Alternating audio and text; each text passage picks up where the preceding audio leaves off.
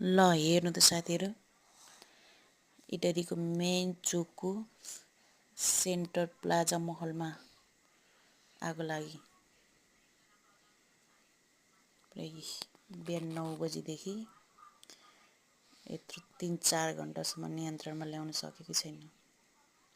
माथि हेलिकप्टरले त्यहाँको मान्छेलाई उद्धार गर्दैछ। चोकमा त हालत यस्तो छ, अनि भित्र गाउँतिर हुनु भने के हुन्छ ल हेर्नुस्। नेपालको हालत यस्तो छ।